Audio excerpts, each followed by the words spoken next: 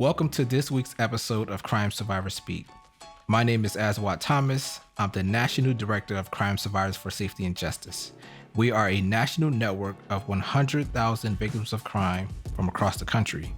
If you haven't already subscribed to stay up to date on the latest episodes, you can do that on YouTube, Apple Podcasts, Spotify, and other streaming platforms by clicking the link on your screen or going to the website at www.cssj.org/podcast. Today, I'm excited for another great conversation where we'll be highlighting one of our amazing survivor leaders and our Crime Survivors for Safety and Justice statewide manager, Aboud from Pennsylvania. Prior to joining the ASJ and CSSJ team, Alex worked in the city of Pittsburgh's new Office of Community Health and Safety, where she developed the city's first social work program that addressed the needs of crime survivors and began to build a social work co-response model for the city. Alex is a strong advocate for crisis intervention, harm reduction practices, survivor supports, youth engagement, and program development. We're excited to talk to you all about those ideas and solutions, Alex. Thank you so much for joining us today. Hey, Aboud. Thanks for having me. I'm happy to be here. Awesome. So let's dive into this amazing journey that you've been on and all of the program development advocacy that you have been leading. So let's start. Tell us what drew you to advocacy and how that led you to working directly with crime survivors. Oh, gosh. Well, I don't think I sought out advocacy. I think it kind of just fell in my lap in a sort of beautiful accumulation of things coming together. You touched on all of my previous experiences in social work. And I actually, if you rewind a little bit to college, I actually started out in college as a graphic design major, which is wildly different than what I'm doing now. Although we do make a lot of flyers and posters and things. But I ended up going on a trip to Romania, to an orphanage. And while I was there, that's when it kind of hit me that I couldn't sit behind a computer all day. Like, I needed to be working with people and serving alongside people. And then, of course, in college, I experienced my own sexual assault. I'm a survivor of sexual assault. And that kind of drew me even further into the work. Although I wasn't ready to talk about it at that time, I really immersed myself in that social work profession. And as I was integrated in my social work profession, I realized that I had this opportunity in front of me to use my skills, to use my life experience to speak up, to use my voice and advocate for those around me, especially for those who weren't ready to use their voice. And so I really think it just kind of happened. I think if you're meant for advocacy, then you're meant for it. And you just kind of get led there in whatever way you get led there. Amazing journey from as a survivor to advocate and using all of the skills that you've acquired over the years, especially the importance of building relationships with people. Alex, I want to go back to something you just shared. You briefly touched on your survivor experience. I would love to hear from you when you went through that experience. What was the response of law enforcement or the justice system? And did you access things like victim services or victim compensation? Yeah, great question. So that experience for me, everybody's survivorship experience looks different, is different, feels different. And it's kind of hard to reflect on because that specific night, I think when you're a survivor, you remember it like it was yesterday, right? Like you can remember the smells, the sights, the sounds. And for me, that was the absolute darkest, loneliest night of my life. And I was in a unique position where I had a lot of knowledge on the system. I had a lot of knowledge on the criminal justice system, on law enforcement, on social services, because I was studying it. I was a social work major. It was what I was learning about.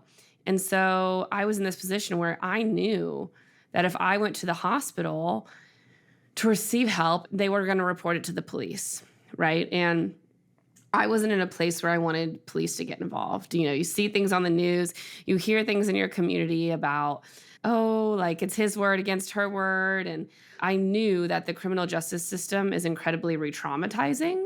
And the last thing I wanted was to go and meet with a detective and then meet with another detective and then sit in a courtroom and be fighting every day for somebody to believe what had happened to me and for my offender to be held accountable. I wasn't sure that that was something I was ready for at the time. And, I just experienced a crisis. So I wasn't even thinking straight. It was traumatic. And so I ended up not getting any health care, not receiving evidence collection, not going to the police that night. And I actually ended up not sharing my story until about 8 years later, which was just last year when I finally shared it with my now husband. And so it's something that stayed very quiet and very deep inside me for a long time until I came to CSSJ and started on my own healing journey. Thank you, Alex.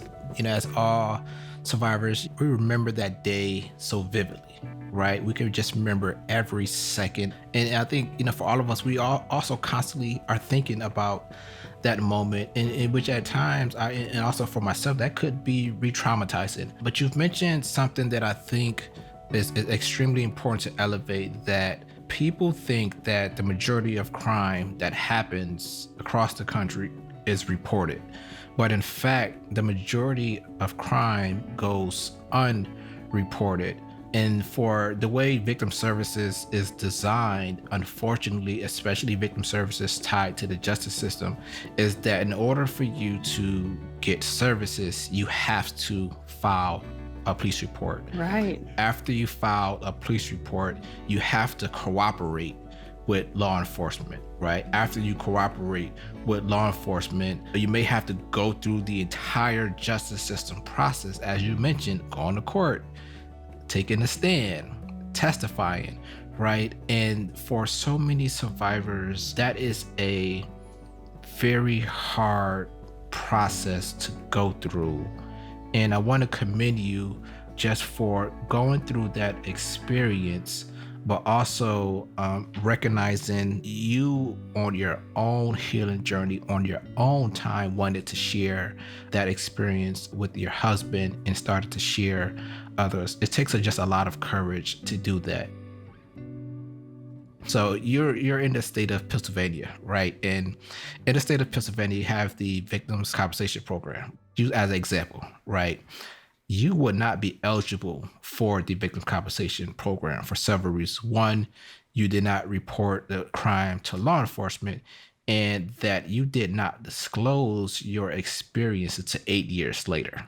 And so you did not report your crime to law enforcement. And then also you did not apply for the program within the time limits, right? In order to be eligible for the compensation program. Well, how does that sound to you as a survivor, that if you wanted to seek out services even 5 years after that experiences, that you would be most likely denied access to counseling and resources? Yeah, it breaks your heart in a way. I think about myself, and I feel very fortunate to have such incredible support systems and to work for an organization too that takes care of us. But I've been going to therapy every week for, gosh, the past 5 years. And you think about all those copays, you think about all the cost that's gone into that. And that's a lot. And for me, I'm fortunate enough and I'm in a position where I can do that and I can make that a priority, but a lot of people aren't. I've obviously traveled around the state a lot. I've had conversations with people within our survivor network, without our survivor network. And time again, I hear people say, well, why wouldn't you just report it? I know it's a lot to go through, but don't you want that person to be held accountable? Don't you want to have access to the resources? And I always challenge those people to, I know it's hard if you haven't been there, but I challenge them to think about me on that night, an 18-year-old girl, and think about how in that position, I've heard so many things in my life leading up to that point. Walk in groups, watch your drink, don't go out late by yourself, don't go out with strangers, don't walk alone at the night, and always keep an eye where you're going. And so I followed those things religiously. I considered myself a very safe person. And then when something like this happens and you think back and you say, well, I did this and I did that. Oh, but, maybe I did leave with somebody I shouldn't have, or maybe I did, not watch my drink close enough. And so you start putting that on yourself. And so in that night, in that moment, I wasn't even sure if it was my fault. Did I contribute to this? Would I take this to the police and they would say, well, you shouldn't have done X, Y, and Z or you wouldn't be here. So when I think back to being in the position where I could have reported to the police and I could have received victims' compensation, I wasn't really sure that that wasn't even an option for me because I wasn't sure if it was my fault or not. I wasn't sure if I even had a case. And it doesn't sound rational to people who weren't in that position. You have to think about an 18-year-old girl whose brain's not developed, who just experienced trauma, and you think it's your fault. And I know that that is happening again and again because I hear it from other survivors, and I know that's what's happening with them. They don't wanna go to law enforcement. They're not even sure if a crime has occurred. They're worried about the way they've been treated by law enforcement in the past, and so they don't wanna go report it. And now they're out of the funding that they need to clean up their crime scene, to hold a funeral for their loved one, to receive counseling services, and then they get stuck in this cycle, in this re-victimization cycle for potentially the rest of their life. And that cycle is something that we have to break. And so, if you are listening to today's podcast, if you are an administrator, if you are a victim advocate or elected official or just part of the justice system, need people to recognize that the majority of crime goes on are reported, and that majority of crime survivors do not access victim compensation or do not access victim service. So it's important for all of us to advocate for those resources in those communities, especially communities most impacted by violence, and to ensure that we are prioritizing the healing and the services of crime survivors first. Alex, we've had this awesome trend on this podcast of speaking to leaders who have gone to school and have their degree in social work, including myself. So, Alex, you got your master's in social work. How did that really pave the path to the work you're doing now with crime survivors for safety and justice? Oh my gosh. I mean, it directly paved the path. This is actually not where I envisioned myself. If I look back at myself as a master's in social work student, this is not where I would have thought that I would be, but it perfectly gave me all the skills, right? It helped me to understand individuals. It helped me to understand the community at large. It helped me to understand how policies affect individuals. And that's why I love social work so much. And I know you love social work so much. And I always try to encourage young people who want to go and make change or to help people to go get their master's in social work because it covers such a diverse area. You can take your master's in social work and you can do direct practice, or you can do policy work, you can do organizing, and it's just like a limitless degree. For me, I started out in that direct practice. And so I was able to work really closely with people, youth in schools, and then victims in the city of Pittsburgh. And that experience helped me to see people kind of eye to eye, to hear those stories, to experience the system through their eyes. And that kind of brought me here because I was hitting these barriers in navigating the systems with them. I kept being stopped by a policy. Oh, well, they didn't file their police report. They can't get victims' compensation. Oh, well, their crime was, 3 years ago, and the window is 2 years to apply. And so I kept hitting these barriers. And that's how I ended up here at CSSJ because I said, all right, we got to address these barriers. These policies have to change, or working one on one with these people, I'm getting nowhere.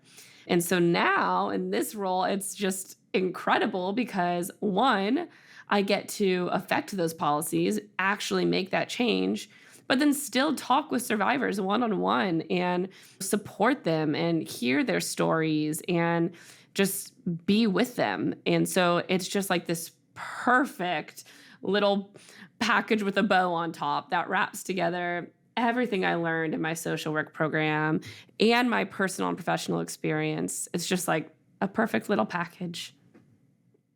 Most definitely. So if you're listening, social work, please, if you're interested in helping people, communities, and families, I want you to really consider going down the path of social work, which, have led us here, right, Alex, to Crime Survivors for Safety and Justice.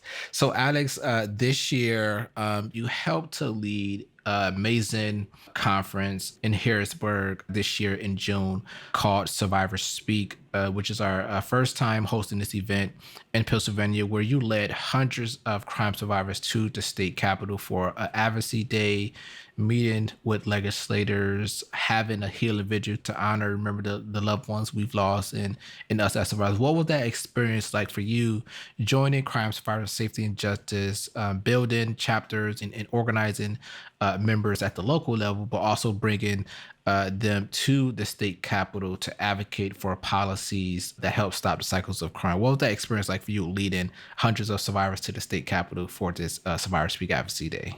Oh my gosh, we could talk about that for an hour.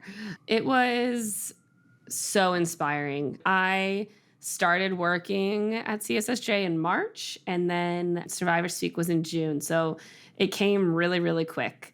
So I was just hustling to start getting to know people, getting people there, getting organizations to learn about CSSJ and want to load up on a bus at 5 in the morning and truck to Harrisburg. And, that's a big ask. And so it was hard work to get to know everybody so quickly and organize so quickly. But it was the most beautiful thing to see people not really know what they were going into, but say, hey, we'll be there.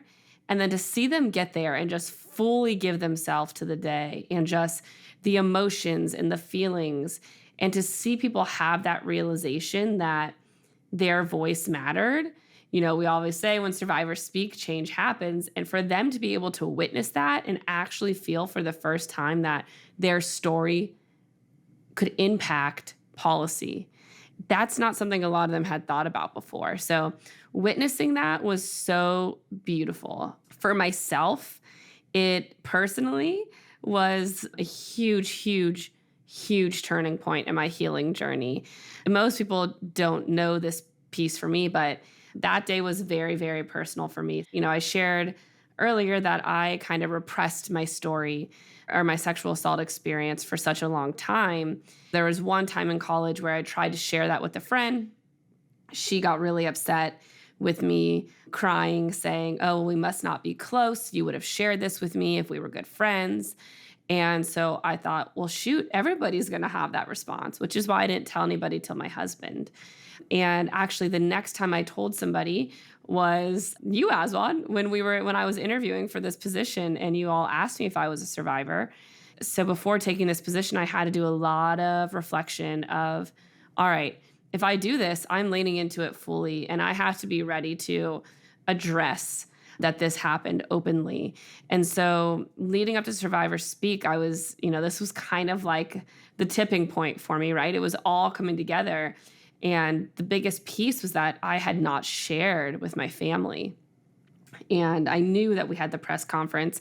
I knew we were doing storytelling videos and that it was going to come out. So the night before Survivor Speak, I actually wrote my family a letter and sent it to them. And my therapist said disclosure doesn't have to be perfect. So if you're out there and you're listening and you haven't shared yet with somebody and you really want to, just know that you can disclose in whatever way feels comfortable for you. It doesn't have to be perfect.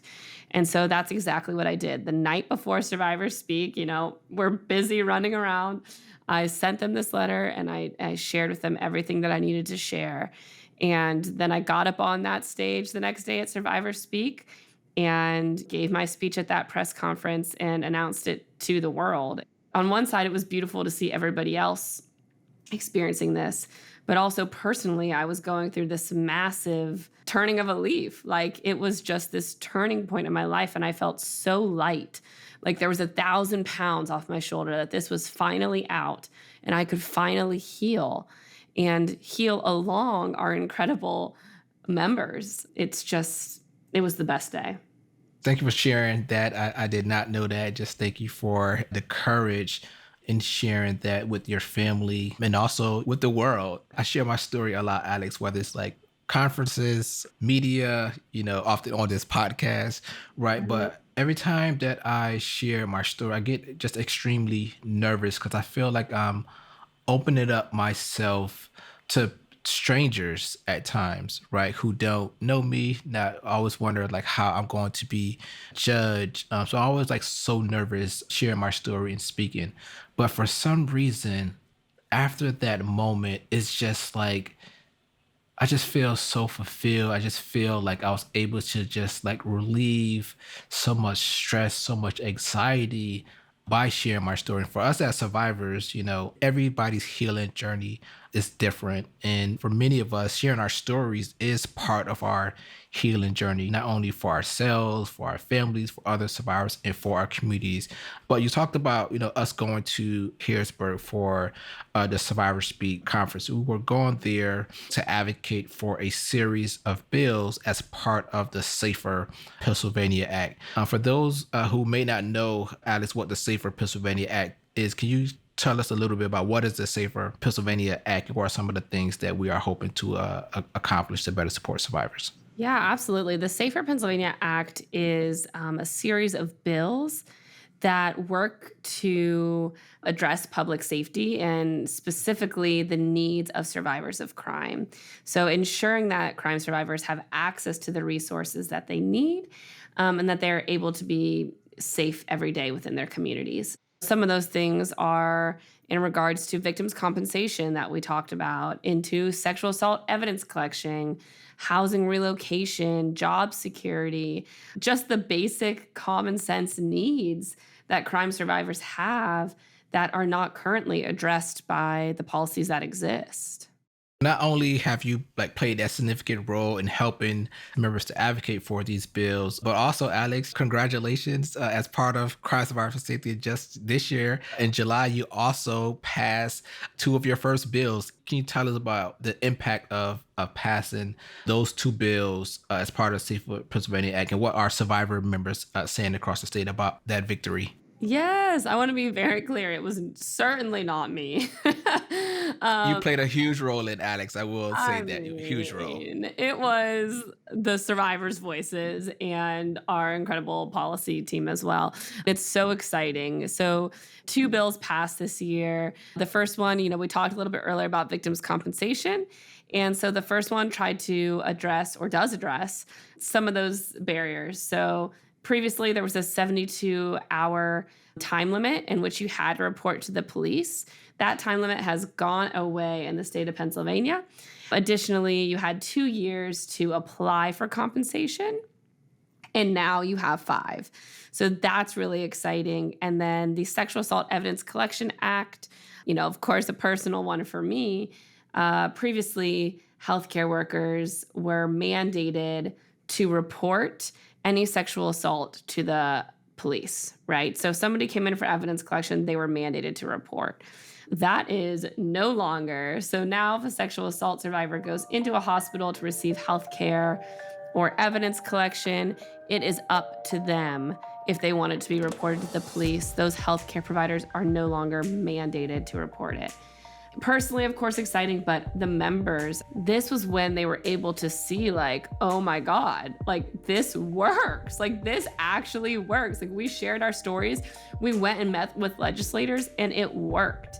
And being able to see that in them, to see the healing through advocacy, it's groundbreaking for their lives and for policies for future survivors. Being able to call some of our survivors, I think about Mr. Rick in Harrisburg, who had a really meaningful conversation with one of the legislators that actually got one of the bills moved up to hearing at an earlier date. Being able to call him and say to him, guess what? Remember that legislator you met with? Like, they pushed this forward because of your story.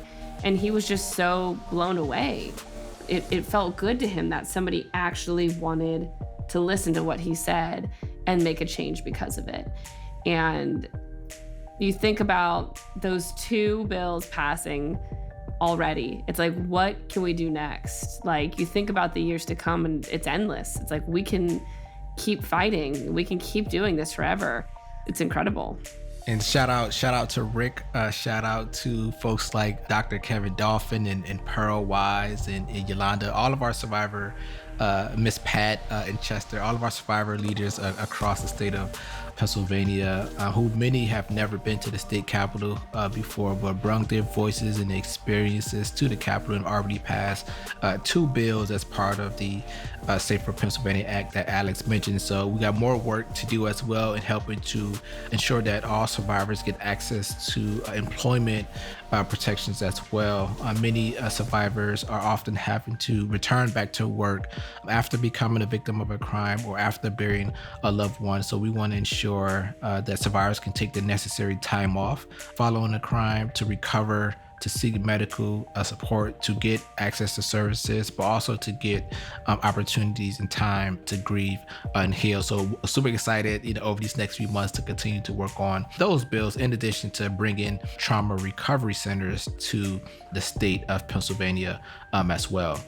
So Alex, just speaking more broadly about the solutions to safety, could you speak to the importance of disrupting cycles of trauma through healing as a path to public safety? Yeah. This is something I talk about, almost every day with our survivors that are a part of our network. I know it's oversaid and people say hurt people all the time, but it's said so often because it's so true. You look at some of our other programs at ASJ, like Time Done, which is working with folks who have been incarcerated, and it's kind of all one and the same, right? Like it's trauma.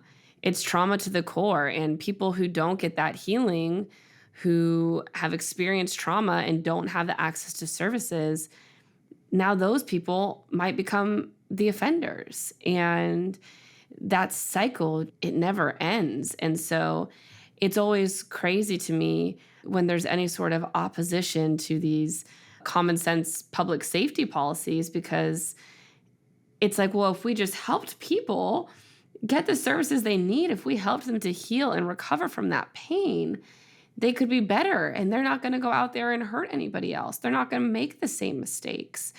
And the best example I have for this is when I was in my grad school program, I spent a summer at a residential treatment center. And so, for folks who don't know what residential treatment is, it is long-term mental and psychiatric healthcare. So, people are there for, anywhere from 2 months to 2 years, depending on their case. And a lot of times it's court ordered. And so, I spent a summer, it was in Memphis, Tennessee, actually. And I was in a unit with all teenage boys, and they all were carrying a juvenile sex offender title, which is a very, very heavy title to carry with you for the rest of your life. And something that I saw in those boys and their stories is that almost every single one of them were also childhood sexual assault survivors. And if that doesn't perfectly depict the cycle of trauma and how that is contributing to public safety, I don't know what else can. If those boys had had the healing to understand what they went through, to receive services, they would not be in a facility and being labeled as juvenile sex offenders. They would be survivors, right? And when I think back to that all the time, I try to keep that as close to my mind as I can, because it just perfectly demonstrates the need to get people services so they don't end up in a place where they're hurting other people. But I hope that they've had the access to services, that they have healed, and that they are contributing to a safe community. I encourage everybody to take the time to read more into things like the Safer Pennsylvania Act or whatever state you're in, because you don't know when you might become a survivor, right? Your crime can come out of nowhere. That's how it is for all survivors. One day you're existing and the next day you're a survivor. And that could be you tomorrow. And so while it is victims and survivors leading this front to change public safety policies, I encourage everybody out there who is not a survivor who has not fallen victim to a crime to take that same interest, because it could be you tomorrow. And you want to be a part of a community that ensures your safety if that happens to you. And that community is Crime Survivors for Safety and Justice, right? And so Yeah. Alex is our Pennsylvania statewide manager. So if you are in Pennsylvania, you want to join our Pennsylvania chapter, go to our website right now at www.cssj.org. Scroll down to Pennsylvania, click on that link, join a local chapter in your area, or you can join our statewide network. But if you are not in Pennsylvania, you can still join and become a member by going to our website as well. Alice, you talked about unaddressed trauma, right? And how that unaddressed trauma often leads to further victimization and also contact with the justice system. Just think about all the billions of dollars we spend on the criminal justice system. What if we spent every dollar on victim services, on prevention, on mental health treatment? We can stop a lot of violence from happening, and we can stop people who have been victims before of coming in contact with the justice system. And so that's what Crime Survivors for Safety and Justice. What we want to build is this network in Pennsylvania of crime survivors all across the state who want to come together to heal and to share our stories and to advocate for that justice system that prioritizes healing, prevention, and recovery over more spending on incarceration. That's how we keep communities safe and keep communities well. Alex, my final question for you. So what's next for Crime Survivors for Safety and Justice in Pennsylvania? What are some of the things that you'll be doing in some of our chapters we'll be doing over these next few months on the ground in local communities? Yes. Oh my gosh. We have so much coming up in Pennsylvania. We do have a chapter currently in Harrisburg and York. So if you are in those areas, please connect with us. Dr. Dolphin in Harrisburg and Miss Pearl in York are our chapter coordinators. And they are out there doing amazing work, coming together to heal and advocate. Right now, we are growing, growing, growing. So I am out in Philadelphia right now. We are starting our first chapter in Philly. And we are also starting a chapter right outside Philadelphia in Delaware County. So 2 new big chapters coming this way to Pennsylvania to offer more opportunities to get together and heal. We have trainings after trainings. I know you mentioned it earlier coming up. So tomorrow I'm here leading a training on how to, build a network of leaders and coaching and training survivors and using their voices to change those policies, to get out there and make the difference. So we got trainings, we got chapters being developed. We are doing it all, Aswad. It doesn't stop. We got fall festivals coming up in York. Like, we're having fun, but we're also just getting it done. It's amazing to see. Yes, we do have you all across the state, Alex. So a lot of trainings, right? A lot of meetings. Also, we are also gearing up for, to talk about more policies as part of our policy retreats as well. We got the Heal the Vote campaign. So a lot is happening. So if you are a survivor that wants to connect with a community of survivors, not only in Pennsylvania, but in states across the country, to get peer-to-peer support, to attend activities, meetings, events, trainings, to raise your voice to help change policies at the local and state level, join Crime Survivors for Safety and Justice. Once again, Alex, thank you so much for your vision. Thank you so much for your leadership in the state of Pennsylvania and also across the country. And thank you so much for joining us today. Remember, to join CSSJ Pennsylvania chapter, visit the website at cssj.org to join a local chapter near you. Alex, thank you so much for joining us today. Thank you, Aswan. It's been a pleasure. And thank you all for listening to today's episode. Remember, you can tune into all podcast episodes on YouTube, Apple Podcasts, Spotify, and other streaming platforms. We are always healing through action. And as we heard today in the state of Pennsylvania, when survivors spoke, change happens with the passing of 2 bills. So as always, how we close out the Crime Survivors Speak podcast is when survivors speak, change happens. Thank you all so much. And I'll talk to you all on the next episode.